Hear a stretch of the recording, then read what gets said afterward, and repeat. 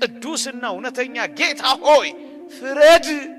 በድንግዝግዝ አይደለም፣ አጥርተው ማየት ከጀመሩ በኋላ ኃጢአት በሚስማማው ሰውነት አይደለም፣ ባሸነፈ ሰውነት የበለጠ በሚያውቁት ህይወት ውስጥ ከኖሩ በኋላ አያችሁ እንዴት እንደዚህ ይባላል።